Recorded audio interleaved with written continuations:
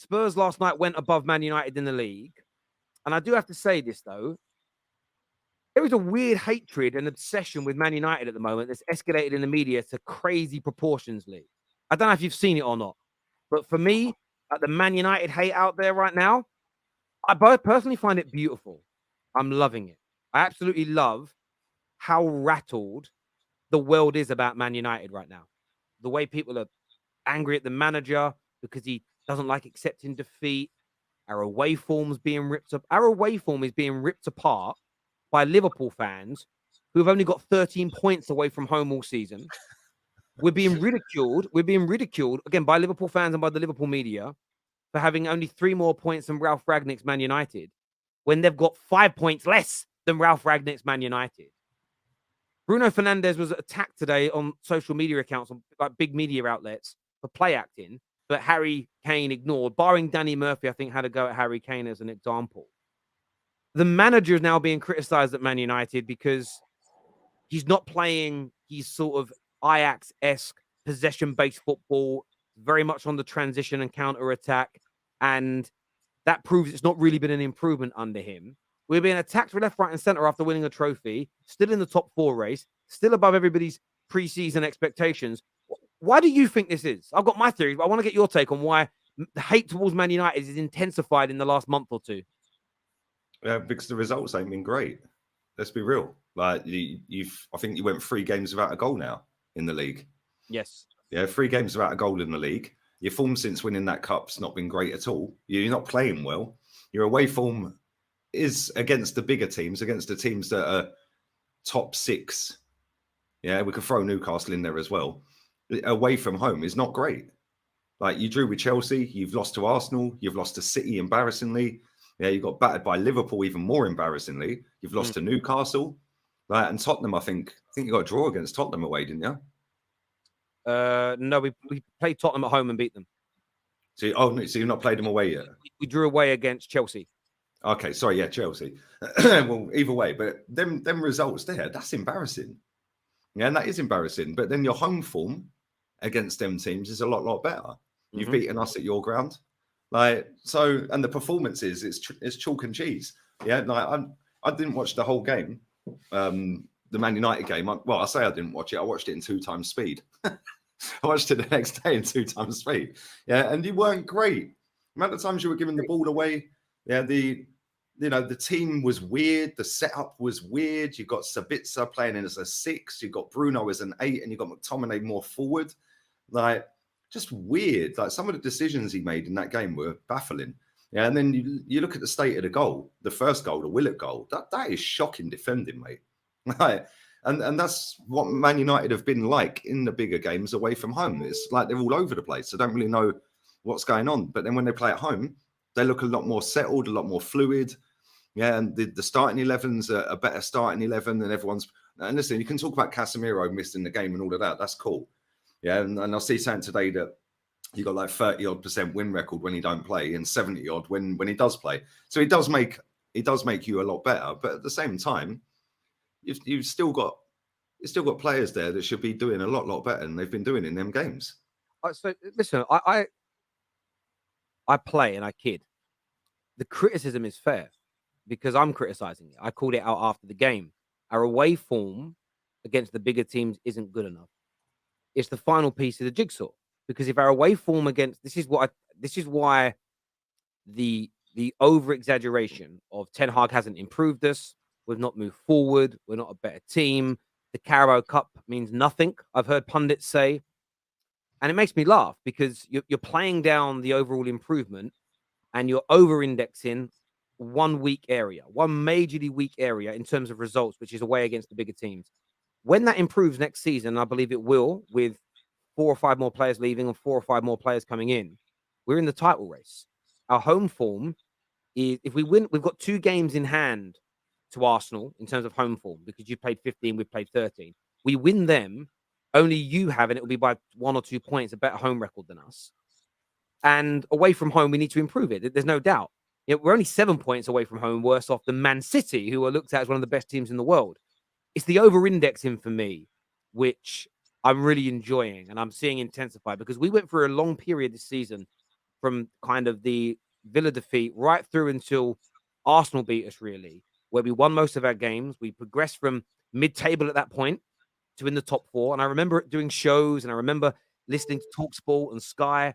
And this was only in like January. Do you think Man United will make the top 4? No, I don't think they'll do it. I don't think they'll get into the top 4. Yes, we sit in 5th right now, but we have 2 games in hand, and they're both at home. And I believe we will win them. I believe we'll win both our games this week. We'll be back into, in my opinion, by the end of this week, we'll be sitting 3rd in the table again. And I think what we're seeing is like anger and frustration from a lot of, especially like the Liverpool media. The Liverpool media this last week, and Liverpool journalists who either played for them or do a lot of Liverpool work, they're really focusing on it hard. And that's because they're taking attention away from the fact that Jurgen Klopp, they should be discussing whether his job should be remain viable. And we'll get onto that later. It's a deflection tactic. I think the criticism and everything you said is spot on. And I want that element to improve. But the way people are acting like, well, he isn't playing their greatest football. This doesn't look like Ten Hag's philosophy. And they're ignoring what he has said in press conferences and said again today. And I want to play this clip about what he said today. Take a listen to this. Since Graham Potter lost his job as well, he was appointed as a project manager at Chelsea. But do you have to accept now in management that you will not get that time if results are not good enough? Well, you never get the time. You know that you have to get results. So top football is about the results. That's the game, and you have to accept it. In the meantime, you have to work on your process. But it has to be in balance. It's the first time we've spoken to you since Graham Potter. Sorry, I didn't mean to play that again. So he says process there, but he's absolutely right. That is his way of very delicately saying we're not playing my style of football yet, but I have to win games and trophies while we build up to playing how we want to. Also, there's no way Man United keep him in a job if he finishes 8th, and 5th, and then challenger. He won't get to that 3rd year at Man United. It just won't happen. And I think that United fans are being hoodwinked into thinking this week that we actually haven't progressed because we're not playing the greatest style of football yet. When Eriksson returns and he's back in full-time training now, and Casemiro returns next week, that's the great thing about playing 2 games in a week. We've only got 1 week without him coming back. We'll have greater control of games. We control the majority of games that we play at home when we have them in midfield. But of course, when they're missing, we go back to how we played last year because it's last year's midfield. And that's the element to me, which I don't understand why it's been ignored by the media. And I've called out the ridiculous punditry against Arsenal all year, and I'm calling out ridiculous punditry against Man United now. When you ignore the facts, when you ignore what he says, that it's a balance. I want to win trophies whilst getting the team to play the way I want it to. And one of the biggest mistakes Unai Emery made at Arsenal, like as an example, was I think he tried his philosophy too early before his squad was built.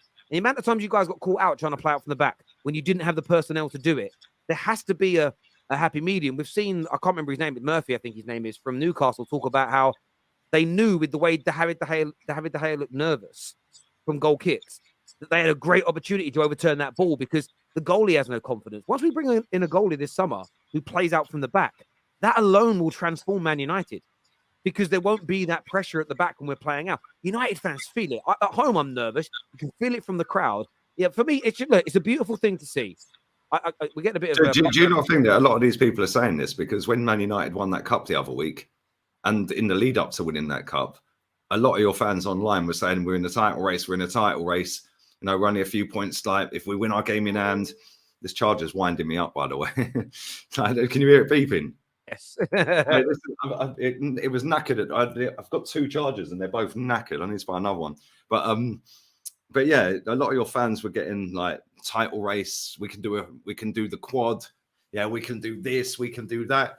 And maybe that's why people are coming out and having a pop because, you know, like you said, without Casemiro and without Eriksson in the team, it's the same midfield as last year. Yeah, but I want to ask you a question. If you finish 5th and you've won the cup, obviously, is that failure? Yes. Would you sack him then? No. So you'd keep a manager that's failed? Yes. How does that make sense? But contextually, and I actually said on the show yesterday that you may bring this up. Someone actually tweeted me the other day. Again, if we win the FA Cup or the Euro, especially if we win the Europa League, it'll feel different. But we'll just say we don't win any other trophy, we come 5th, and we win the Carabao Cup. So when I say I'd keep him, if we completely collapse from this point, and we've got 11 games to go, we only win 2 of them. as an example, then my mind may change. But I don't believe we will. If we narrowly miss out on top 4 and we win the Carabao Cup, I wouldn't sack him. Why? Someone added me and said that Bayern Munich and Real Madrid would sack him for this season's form of 7 defeats in the league. Real Madrid and Bayern Munich would sack him. You'd probably agree with that, right? Not really, because Madrid ain't sacked Ancelotti and they've been crap all season. Okay, but generally speaking, the big teams. Bayern Munich got rid of him, and then Tuchel's first game was to beat Dortmund, and they went top. So Yeah. straight away that looks justified, but it depends because it depends because Man United ain't dominating the league. Real Madrid have dominated Europe for years, so they're hanging on to Ancelotti for the European Cup for now. If they lose to Chelsea, he's gone. Yeah. So that's my point. Man United, in name, should be sacking managers that potentially lose 7, 8, 9, 10 games in a season, because we could lose 7, 8, 9, 10 games this season. But it's from where he took us over from. Man United haven't been relevant in terms of title races or the Champions League, in terms of winning it for a decade. And you've got to build from that point. I have seen progression this year. When we have all our first team players available and majority that he purchased, we're a very good team. We're not a world-class team, but we're a very good team.